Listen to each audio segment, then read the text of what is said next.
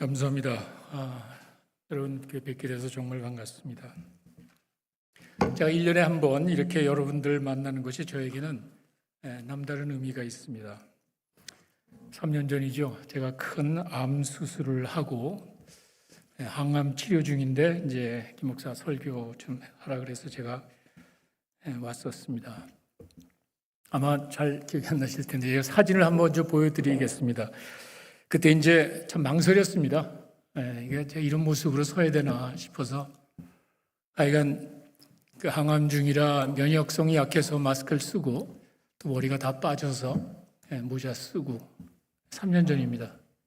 이렇게 제가 와서 설교하면서 그때 교인들이 하는 말이 우리 목사님 이제 마지막이구나. 제가 그랬습니다. 내년에 내가 여기서 서 있을 수 있나? 그런 생각을 정말 많이 했습니다. 하여간 하나님의 은혜죠. 제가 다음 사진 보여드립니다. 살아있다는 것을 증거하기 위해서 제가 지난주 아틀란타 우리 큰딸 그레이스 집에 가서 그 추수감사절을 보냈는데 왼쪽에 있는 게 우리 아들이고 오른쪽이 우리 사위입니다. 내가 키가 저렇게 작은지 몰라서 큰 사람들 밑에 가니까 하여간 우리 에이미가 이제 데리고 있는 외손주죠. 그놈이 지금 3살이 됐고, 걔가 이제 항암 중에 태어난 아기입니다. 3살 됐고, 폴린이 안고 있는 아기가 내 친손주, 이제 돌 지났습니다.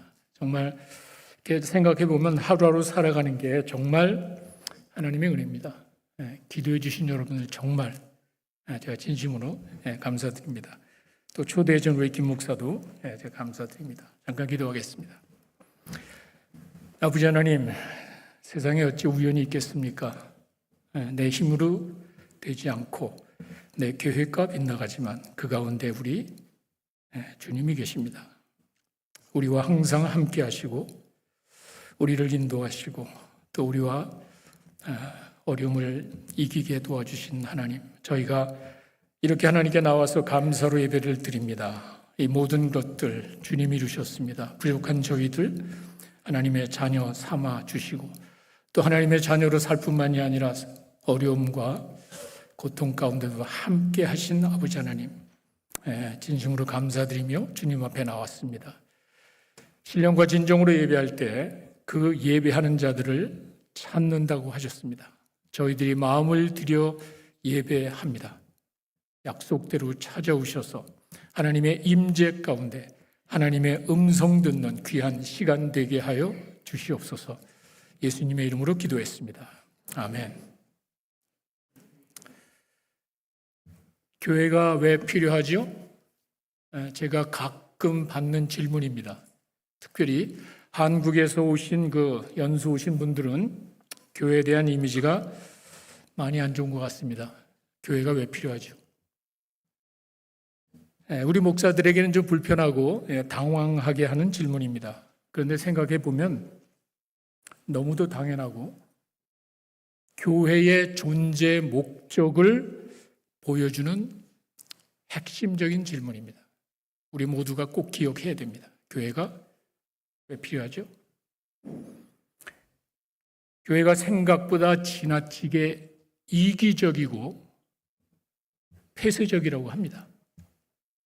여러분은 느낄지 모르지만 교회가 상당히 이기적이고 폐쇄적입니다.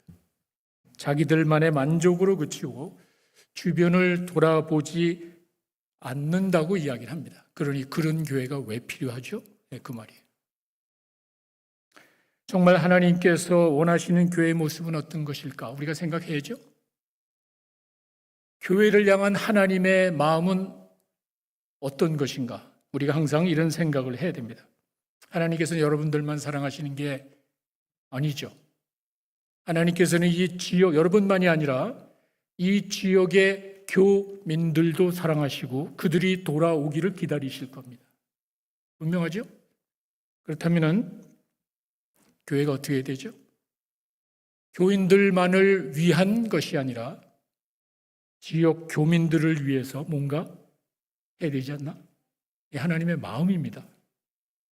그래서 저희가 누가 클리닉을 시작을 했고 난민 선교를 시작하고 한인회뿐만이 아니라 한국학교 이 지역에 있는 우리 한인 학생회 등을 저희가 지원을 했습니다. 한 20년 전인 것 같습니다. 이성훈 집사님이 마침 이 지역으로 오게 되고 저와 함께 이야기를 나누는 가운데 의료 선교의 그런 마음을 가지고 있어서 또 유장로님이 보이지 않는 가운데 많이 도와주셨습니다. 그래서 저희가 의료 선교를 지역 교민들을 위해서 시작했습니다. 그것이 지금의 누가 클리닉입니다. 많은 난민들이 이 지역으로 들어와서 저희가 난민들이 사는 아파트에 큰 걸 하나 얻었어요. 제일 큰 방을 하나 얻어서 렌트를 하고 거기서 난민들을 위한 모임을 했습니다. 아이들에게 기타도 가르쳐주고. 그렇게 시작한 그 난민 모임이 여러분 오후에 우리 아이 난민 예배라고 해서 계속 해나가고 있습니다. 교회가 지역 교민들을 섬기면서 그들에게 선한 영향력을 끼치는 것이 하나님의 마음이라면 우리는 당연히 그 일을 해야 됩니다. 내가 믿고 따르는 믿음의 대상인 그 하나님의 마음을 외면해서는 안 되고 그 하나님이 뭘 원하시는지를 항상 머릿속에 두고 그 하나님의 마음을 기쁘시게 해드리는 것이 우리들의 책임입니다. 근데 탕자의 비유는 하나님에 대해서 잘 알지 못하는, 잘못 알고 있는 유대 지도자들을 향한 말씀입니다. 다시, 하나님의 백성들이 하나님의 마음을 몰랐습니다. 하나님을 열심히 믿고 충성스럽게 살아가는 지도자들이, 유대 지도자들이 하나님의 마음을 몰랐습니다. 그래서 예수님이 탕자의 비유를 이야기하셨습니다. 15장 1절과 2절에 나와 있죠. 거기 보시면은 모든 세리와 죄인들이라고 했어요. 세리 죄인이 같다는 거죠. 세리와 죄인들이 말씀을 들으러 가까이에 나오니 유대 지도자들이 바리새인과 서기관들이 수군거리면서 이르되 이 사람이 죄인을 영접하고 음식을 같이 먹네? 이것을 보시고 예수님께서 이제 비유로 이야기하신 겁니다. 이게 무슨 말이냐면은 유대인들이 생각하는 하나님은 거룩하시기 때문에 더러운 죄인들과 같이 있을 수가 없습니다. 지금도 그런 생각하는 사람이 있습니다. 하나님은 거룩하신 분이기 때문에 이 세상에서 더러운 죄인들과 같이 할 수 없기 때문에 하늘에 계신 거예요. 초월해서, 이 땅을 초월해서 하늘에 계신 거예요. 하나님은 거룩하기 때문에 가까이 할 수 없는데 저 사람은 예수는 자기가 하나님의 아들이야? 그렇다면 하나님과 같이 떨어져야지. 어떻게 죄인들하고 같이 있지? 그건 너 스스로 하나님의 아들이 아니라는 것을 입증하는 것이야. 이게 저 사람들의 이야기입니다. 이 이야기를 듣고 난 다음에 이 사실을 깨닫고 예수님께서는 바로 그들의 잘못된 신관이라고 그러죠. 하나님에 대한 잘못된 생각을 고쳐주기 위해서 세 가지 비유를 이야기하십니다. 잃어버린 양, 잃어버린 동전, 잃어버린 아들. 그 배경을 아셔야 돼요. 왜 예수님께서 이 이야기를 하셨는지 바로 그것 때문에. 잃어버린 양과 동전을 통해서는 그 다시 찾은 기쁨을 이야기하고 잃어버린 아들의 이야기를 통해서 죄인 한 사람이 돌아올 때 기뻐하시는 하나님의 마음을 멀리하는 게 아니라 지금 너희들이 생각하는 하나님은 거룩하기 때문에 멀리 떠들어 있는 것이 아니라 죄인 하나가 회개하고 돌아올 때 하나님이 얼마나 기뻐하시는지를 이렇게 이야기합니다. 앞에 두 가지 잃어버린 양과 동전은 비인격체죠. 그러니까 주인과 그 목자와 주인이 찾은 기쁨을 이야기하지만 세 번째 잃어버린 아들은 인격체입니다. 탕자 스스로 깨닫고 돌아올 때 이야기입니다. 자기 스스로 잘못된 것을 깨닫고 돌아왔을 때 그 사람을 맞이해주는, 환영해주는 그 아버지의 모습이 죄인 한 사람이 회개할 때 돌아오면 기뻐하시는 하나님의 모습을 대변하는 것입니다. 이게 하나님의 마음이에요.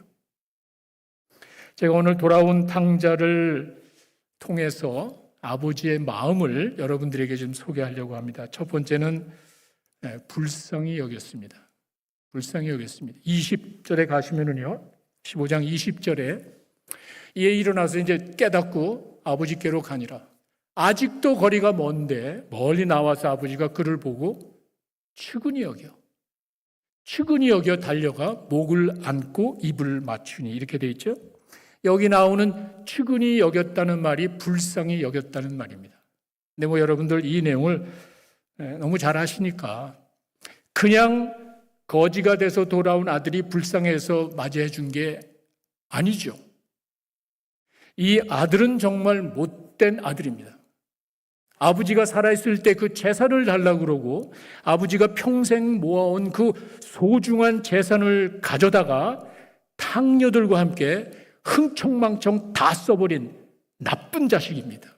아버지를 망신 주고 아버지 가슴에 못을 박고 그런 더러운 짓을 한 그 아들이 이제 죽음의 일보 직전에서 돌아온 거예요. 그냥 단순히 우리 아들이 뭐 거지가 돼서 돌아온 게 아니라 이게 잘못된 그런 아들이지만 그 아버지는 여기 어디를 보더라도 책망하거나 정죄하거나 조롱했단 말이 없습니다. 불쌍히 여겼습니다. 비록 내 가슴에 못을 박고 나를 힘들게 하고 망신을 주고 내 재산을 탕진한 아들이지만 돌아오니까 내 아버지는 왜 기뻐하는 거예요? 그게 15장 7절과 10절에서 그 앞에 동전과 양 그 이야기 하신 다음에 예수님이 이런 이야기를 하시잖아요. 내가 너에게 이르는 이와 같이 죄인 한 사람이 회개하면, 핵심이에요.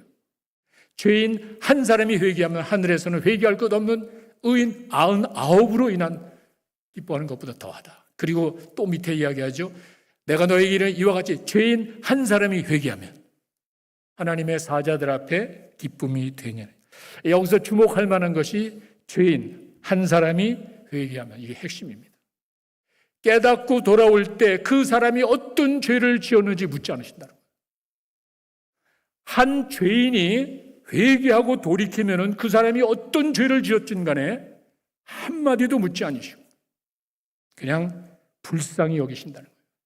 그런데 하나님을 열심히 믿고 따른다는 유대 지도자들이, 유대인들이 정작 하나님의 이런 마음을 몰랐습니다. 하나님은 거룩하시기 때문에 죄인들과 떨어져 있다고만 이야기했지, 죄인 한 명이, 죄인 한 사람이 회개하고 돌아왔을 때 기뻐하시는 그 하나님의 모습을 몰랐던 거예요. 하나님의 마음을 몰랐다는 것입니다. 돌아온 탕자를 향한 아버지의 마음은 불쌍히 여깁니다. 여러분들이 어떤 상황 가운데 있든지 깨닫고 돌아오면 주님은 아무것도 묻지 않으시고 그를 불쌍히 여기신다는 이제 그 말입니다. 두 번째는요, 돌아온 탕자를 향한 아버지의 마음은 그에게 은혜를, 그러니까 불쌍히 여기는 정도가 아니라 뭔가를 왕창 해줬습니다. 가치가 없는 사람에게 최고의 가치를 부여하는 것이 은혜죠. 기독교의 은혜죠. 아버지는 그걸 보여줬습니다. 여러분 그 밑에 22절에 있는 말씀을 보시면은요, 아버지는 종들에게 이야기합니다. 제일 좋은 옷입니다. 제일 좋은 옷을 내어 입히고 손에 가락지를 끼우고 발에 신발을 신겨라. 다시 말씀드리지만 이 아들은요, 그냥 종으로만 받아주면 다행이라고 생각을 했는데 아버지는 불쌍히 여긴 정도가 아니라 최고로 대접해요. 왜? 깨닫고 돌아오니까. 핵심입니다. 네, 이렇게 이 사람이 이렇게 대접하고 좋은 옷 보내주고 이게 이렇게 대단합니까? 얘기할 텐데 그 당시에는 이렇게 우리 같이 훈장이나 이런 게 없습니다. 이제 사람을 최고 국빈 대우라고 그러죠. 그 최고로 대우할 때 하는 것이 좋은 옷을 입히고 이 도장 끼우는 건데, 여러분 그 창세기 41장 42절에 가시면은요, 바로가 요셉을 총리로 세울 때 이렇게 했습니다. 보세요. 자기의 인장 반지를 빼서 요셉에게 줍니다. 그러니까 멋으로 하는 반지가 아니라 그 반지는 바로 인감도자입니다. 권위를 상징하는 거예요. 왕의 권위, 총리의 권위. 그 인장 반지를 빼서 요셉의 손에 끼워주고 세마포 옷을 입혔습니다. 최고로 좋은 옷을 입혔습니다. 바로 이거예요. 요셉이야 총리니까 그렇게 해주는 게 당연하다고 하지만 이 아버지는요, 깨닫고 돌아온 못된 자식이지만 내 가슴에 못을 박고 나를 힘들게 했던 자식이지만 돌아왔을 때 인장 도장을 주고요, 또다시 내 재산을 탕진할지도 모를 그 아들을 믿고 인장 도장을 주고 제일 좋은 옷을 입히고, 하인들이, 노예들이 신발이 없으니까 신발, 왜? 아들로 회복시켜 주니까 완전히 모든 것을 회복시켜 줍니다. 탕자가 전혀 예상치 못한 모습이에요. 인간이 생각할 수 없는 영역에서 하나님이 여러분들을 환영하고 기다리신다는 사실을 여러분 믿으시기 바랍니다. 죄인 한 명이 돌아오면 이게 아버지의 기쁨이 이렇게 이제 크다는 겁니다. 이 아들이 이제 준비했잖아요. 네, 종으로라도 좀 받아주면, 이게 오죽했으면 그렇겠어요. 자기가 너무 잘못하니까. 그래서 회개문을 작성했죠. 회개문만 암송 2번씩이나 나와가지고 아버지에게 이야기를 합니다. 21절에 가시면은요, 아들이 이르되 아버지, 내가 하늘과 아버지께 죄를 졌. 여기서 하늘이라는 말이 꼭 하나님께 죄, 그런 말은 아닌 것 같고, 이 아들이 하나님 믿고 그런 건 아니라 제3자가 들어도 잘못됐다는 거예요. 이 아들은요, 아버지에겐 잘못했죠. 아버지에게 죄를 지은 건 당연하죠. 왜? 아버지한테 유산 달라고 그러고 재산을 갖다 썼으니까 자기는 아버지에겐 정말 죄송하죠. 그게 아니라 제3자가 보더라도, 누가 보더라도 자기는 잘못된 죄인이라는 거예요. 자기의 죄를 이렇게 고백합니다. 지금부터 아버지 아들이라 일컬음을 감당하지 못하겠나이다. 하나, 이 말이 뭐죠? 이 아들은 그렇게 고백해서 아버지 눈치를 보는 거예요. 아버지가 날 받아줄까? 내 이 잘못된 고백을 아버지가 두고 오냐? 받아줄게 할까? 이걸 보는데 아버지는 그 이야기를 듣고 확인했단 말이 없습니다. 탕자의 입에서 나오는 말을 듣고 이놈이 정말 확실하게 깨달았나? 이놈이 정말 뉘우친 게 맞나? 우리는 그렇게 하잖아요. 정말 용서해 줄 때는 이 자식 이거 다시는 그런 짓, 뭔가 요구하는데 아버지는 그런 게 없습니다. 탕자의 입에서 나오는 말이 아니라 깨닫고 돌아오는 탕자의 마음을 보신 줄로 믿습니다. 마음 중심을 보신다는 게 바로 그거예요. 내가 무슨 말을 해서 하나님을 감동시키는 게 아니에요. 율법이에요. 이 아버지는 이 이놈이 정말 깨닫고 돌아왔는지 그렇게 마음을 먹고 용서해 준 게 아니에요. 말이 중요한 게 아니라 마음의 중심을 보신다는 게 뭐냐면, 비록 죄를 짓고 못된 짓을 하고 내 가슴에 못을 박은 아들이지만 깨닫고 돌아오는 아들의 마음을 보고 아버지는 받아준 거예요. 여기서 끝난 게 아니죠. 그냥 최고의 것으로 아들에게 베풀어 주셨습니다. 근데 여기 이렇게 가만히 내용을 보면은 아버지의 마음이 변함이 없는 것 같아요. 다시, 아버지의 사랑은 환경에 좌우되지 않는 것 같아요. 잘 기억하세요. 내가 하나님 앞에 충성되게 열심히 잘 할 때만 하나님이 나를 사랑하시는 게 아니라는 거예요. 이 아들이 집에 있을 때 사랑했죠. 살아있는 아버지에게 유산을 달라고 할 때 사랑했죠. 재산을 줬죠. 이놈이 나가서 흥청망청 탕료같이 그냥 아버지의 소중한 재산을 그냥 허랑방탕하게 다 쓸 때도 사랑했죠. 왜? 나가서 기다리잖아. 그리고 돌아왔을 때 모든 것을 다 회복해 주지 않습니다. 하나님은 환경에 좌우되는 분이 아니에요. 하나님이 여러분들을 사랑하실 때는, 사랑하시기로 작정하신 하나님은 환경에 좌우되는 것이 아니라 끝까지 여러분들을 사랑하시는 줄로 믿습니다. 그런 하나님이에요. 내 믿음의 대상은 그런 분이에요. 그리고는 내가 깨닫고 돌아왔을 때 내가 어떤 죄를 짓더라도 하나도 묻지 아니하고 모든 것을 다 회복해 주시는 그런 아버지의 모습입니다. 우리 믿음의 대상입니다. 참 좋은 하나님의 모습이죠. 세 번째는요, 돌아온 탕자를 향한 아버지의 마음, 그의 영혼을 소중히 여겼습니다. 영혼을 외모가 아니라 소중히 여겼습니다. 왜냐하면요, 그 다음 절에 보시면은 24절에 탕자가 돌아왔을 때 이 아버지가 하는 말을 여러분 잘 보세요. 이 아들은 죽었다가 다시 살아났고 잃었다가 다시 얻었다고 이야기했지 잘못된 것 이야기한 것이 하나도 없습니다. 우리 부패한 인간의 마음으로는 도저히 생각할 수 없는, 죽었다, 그 아들이 돌아왔을 때 아버지의 마음은요, 관점은 죽었다가 살았고 잃었다가 다시 얻었다 그랬지 다른 이야기가 없습니다. 영혼을 소중히 여기신 거예요. 하나님께서는 여러분들이 이 땅에 살면서 실수하고 잘못하죠.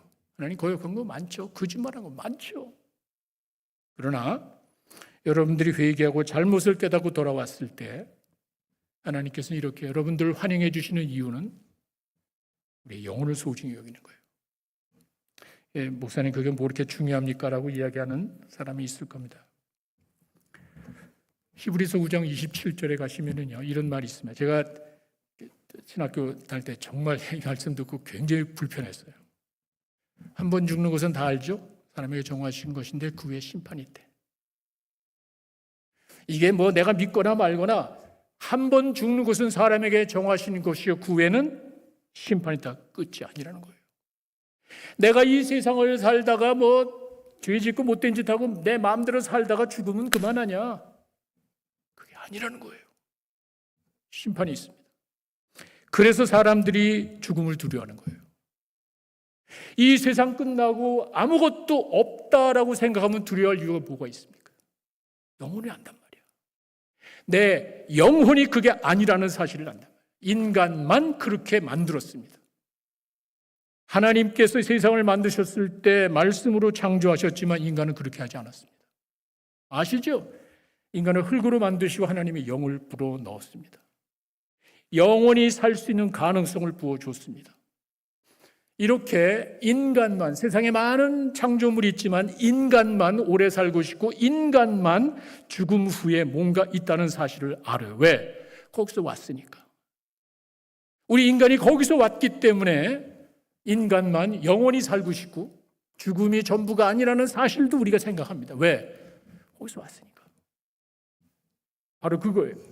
사람이 한 번 죽은 것은 정해졌지만 죽음이 전부가 아닙니다. 그걸 아셔야 돼요. 그러면 뭐죠? 그의 심판이 있다 그러는데 그 심판은 요한계시록 20장 12절. 여러분이 다 아시는 내용입니다. 보세요. 내가 보니 죽은 자들입니다. 죽음이 끝이 아니에요. 사람이 죽고 나면 그것으로 끝! 그런 말이 없습니다.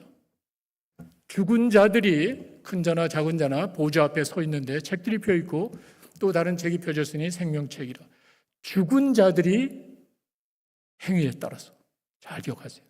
죽은 자들이 행위에 따라서 책들에 기록된 대로 심판을 받았다 이렇게 되어 있습니다.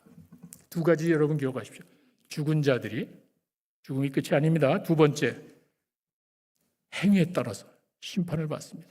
여기서 우리가 한 가지 꼭 기억해야 될 것이 우리가 믿음으로 구원받았지만 나중에 행위로 심판을 받습니다. 잘 오해하지 마십시오. 믿음으로 구원받았지만 여기서 말하는 행위가 선행을 이야기하는 게 아니에요. 믿음으로 구원받은 자들이 믿음의 삶의 행위를 이야기하는 거예요. 내가 믿음으로 구원받은 게 생명입니다. 기독교는 생명이에요. 예수의 생명이라고 그러잖아요. 그렇다면 구원받은 그 사람의 속에 예수의 생명이 있다면 당연히 합당하게 살아야지. 구원을 이루라고 그러죠. Work out your salvation 그러지 않아요? 내가 이 땅에 살아가면서 구원을 이루라 성경은 이야기하는데 그 말이 뭐냐면 믿는 자답게 살라는 이게 그 말입니다. 마지막 때 우리가 믿음으로 구원받았지만 행위로 심판을 받습니다.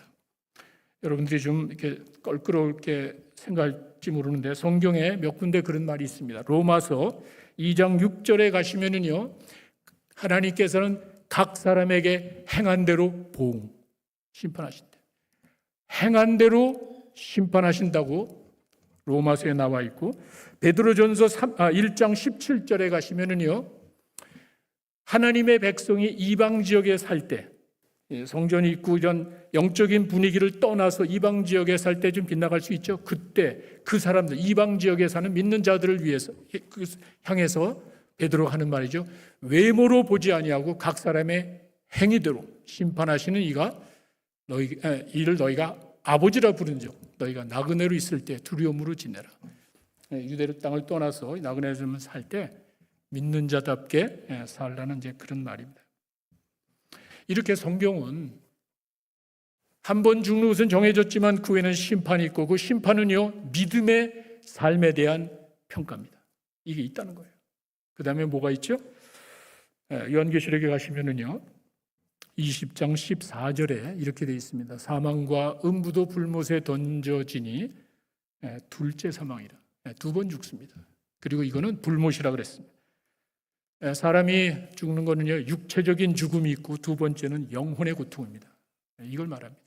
죽음이 끝이 아니고 그 후에는 그 영혼이 고통당하는 것을 성경은 불못, lake of fire, 그래서 둘째 사망이라고 이야기하면 바로 이거예요. 아무리 큰 더러운 죄를 지었다 할지라도 그 영혼의 고통을 아시기 때문에 하나님께서는 한 영혼이 깨닫고 회개하고 돌아오면 다 잊어버리는 거예요. 환영해 주신다는 거예요. 이 우리 하나님의 마음. 왜? 영혼을 소중히 여기는 거예요. 하나님의 마음을 여러분이 아셔야 돼요. 이렇게 탕자의 아버지는 탕자가 돌아올 때 불쌍히 여기고 최고로 대우해주고 은혜를 베풀고 그의 영혼을 소중히 여겼습니다. 참 좋으신 하나님이에요. 좋으신 아버지의 모습이에요. 근데 문제는 그 아버지의 마음을 모르고 아버지를 못마땅하게 생각하는 사람이 있었습니다. 그것도 아버지랑 가까이 사는 사람. 한 지붕 밑에서 살았지만 그 아버지의 마음을 모르고 살았던 사람이 있습니다. 25절에 가시면은요, 큰아들이 등장을 합니다.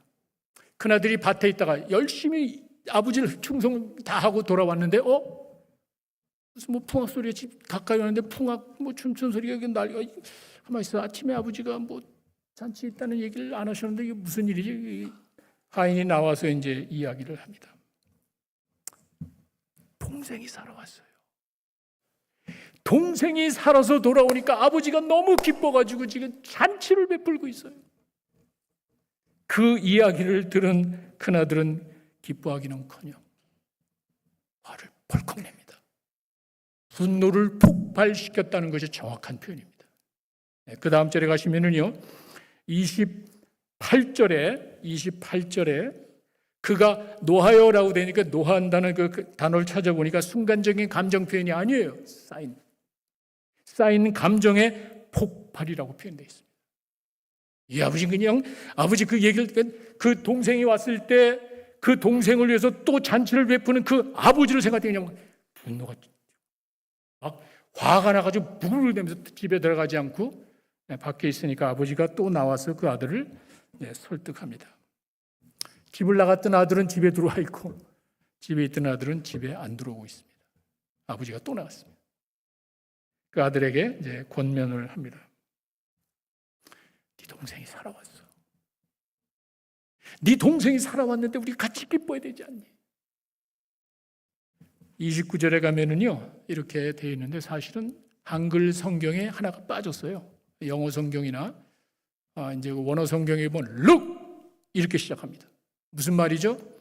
이것 보세요. look. 아버지에게 대답하기를 내가 여러 해 아버지를 섬겨 명을 어기지 않고 순종하면서 얼마나 열심히 충성했습니까?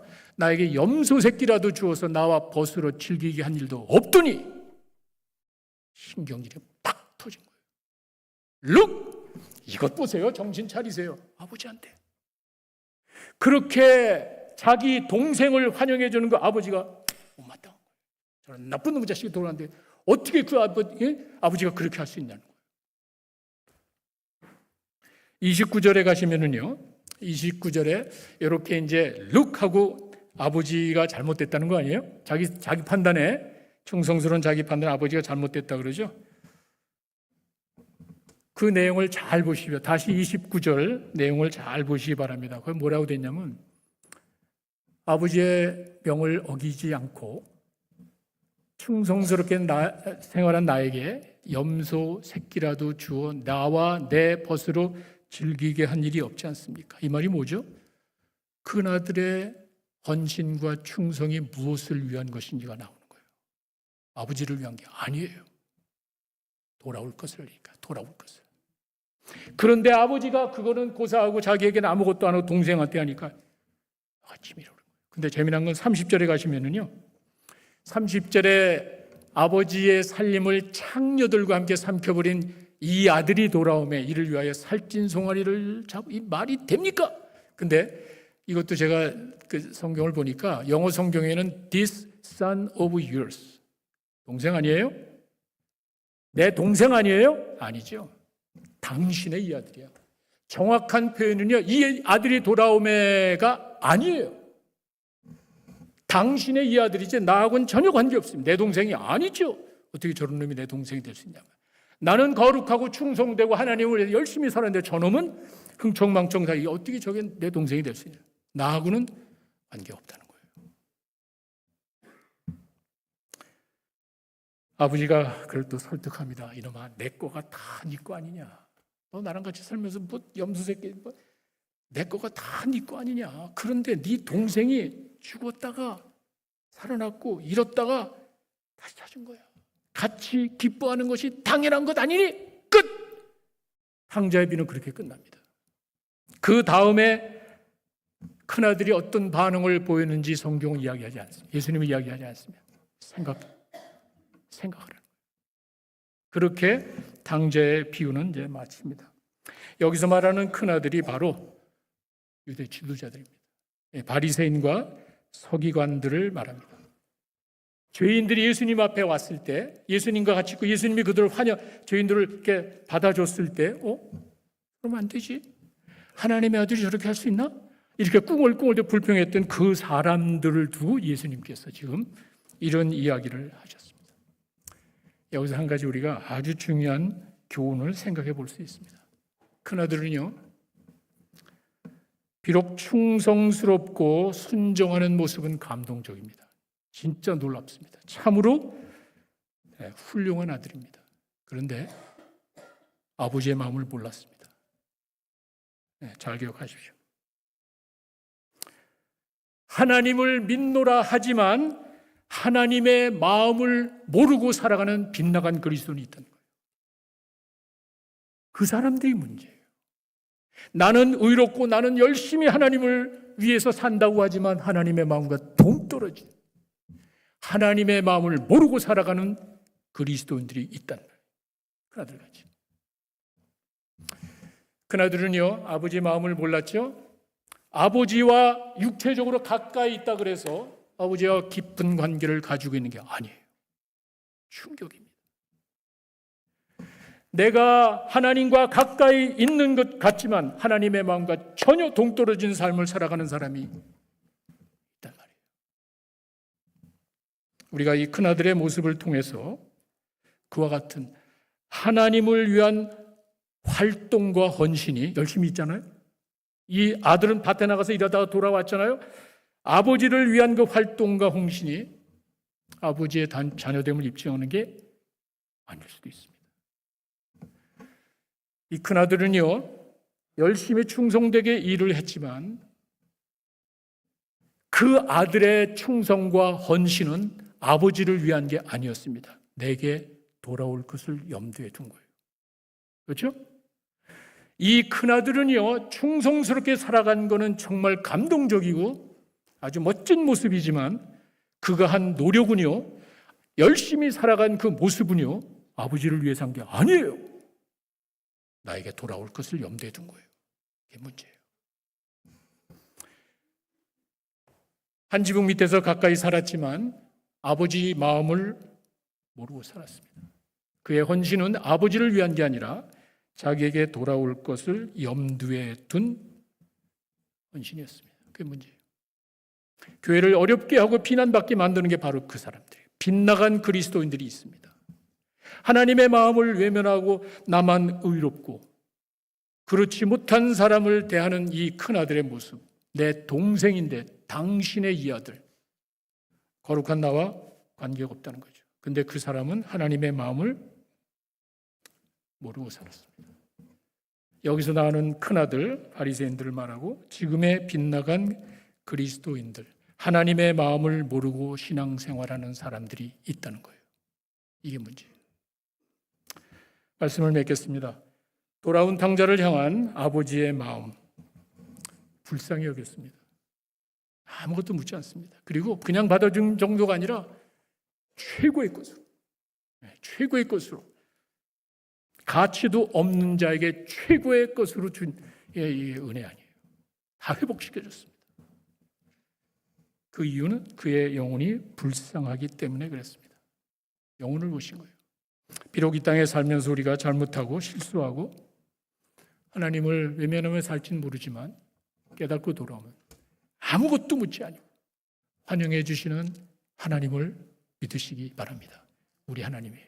그런데 문제는 그 아버지의 마음을 모르고 그런 아버지의 삶이 못마땅해서 아버지가 잘못됐다고 버팅기는 아들입니다. 죄인 하나가 회개하고 돌아왔을 때 죄인과 멀리하는 하나님이 아니라 그 죄인을 사랑하시고 환영해 주시고 모든 것을 회복시켜 주시는 그 하나님의 마음을 모르고, 이게 문제입니다. 지금도 하나님께서는 기다리고 계십니다. 여러분과 내가 어떤 환경에 어떤 상황이 있다 할지라도 깨닫고 돌아오면 여러분 하나님의 사랑과 은혜에 푹 빠져서 감격하게 될 줄로 믿습니다. 항상 그와 같은 하나님의 마음을 가슴에 품고 주님 앞에 돌아와 하나님을 기쁘시게 해드리는 여러분 되시기를 간절히 축원합니다. 아버지 하나님 감사합니다.